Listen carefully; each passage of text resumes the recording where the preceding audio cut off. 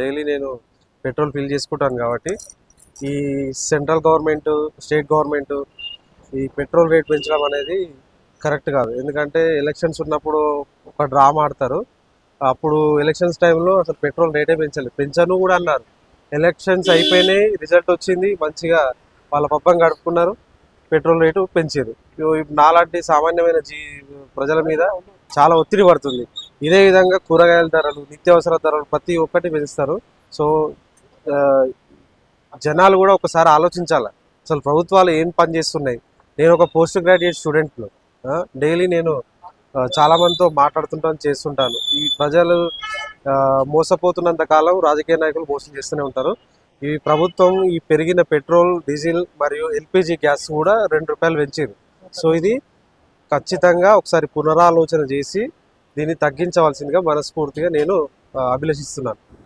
మామూలుగా పెట్రోల్ ధరలు, డీజిల్ ధరలు పెరుగుతున్నాయి, రోజు రోజుకి పెరుగుతున్నాయి. దాన్ని అరికట్టేటోడు లేడు కాబట్టి సామాన్యుడికి చాలా ఇబ్బంది అవుతున్నది. అది గమనించి ప్రభుత్వాలు ఏమైనా నిర్ణయం తీసుకోవాలి, తొందరగా ఇబ్బంది కాకుండా సామాన్యుడికి ఇబ్బంది కాకుండా చూసుకోమని చెప్పి నేను ₹100 పెట్రోల్ తీసుకుంటే 2 రోజులకు ఒకసారి, 3 రోజులకు ఒకసారి పంపిస్తాను.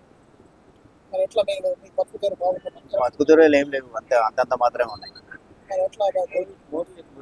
మోదీ రోజు రోజుకి అది బండ్లు నడపొద్దు, అది నడపొద్దు, ఇది నడపొద్దు అని చెప్తున్నాడు. బంగారం కొనొద్దు అని చెప్తున్నాడు. బంగారంకు దానికి లింక్ ఏందో మరి, డీజిల్కు పెట్రోల్కి మాత్రం లింక్ ఉన్నది నాకు.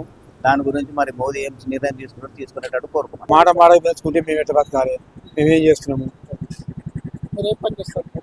ఏం పని చేస్తాం, వ్యవసాయం చేస్తాం.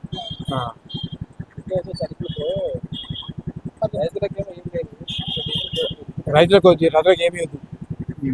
రైతులు లేకుంటే ప్రపంచం కనబడుతుంది, కానీ రైతులకు ఏది ఇవ్వద్దు. డ్యూటీ చేసేవాళ్ళకి ఇవ్వాలి.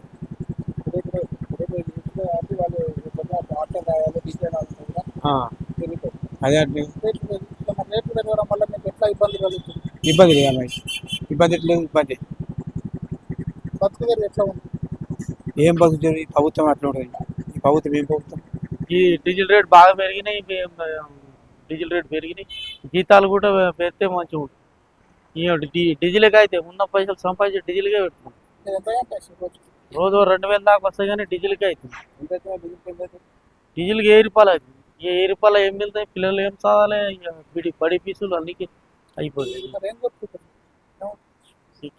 కిరాయి కొడతా, ఏదైనా కిరాయి ఏదైనా బిజినెస్, ఏదైనా ఉద్యోగం ఉంటే మంచిగా ఉంటుంది. ఏది లేదు, మాకు ఉద్యోగం లేదు, ఏం లేదు. దీని మీద కిరాయి కొట్టాలి, డీజిల్కే అవుతుంది.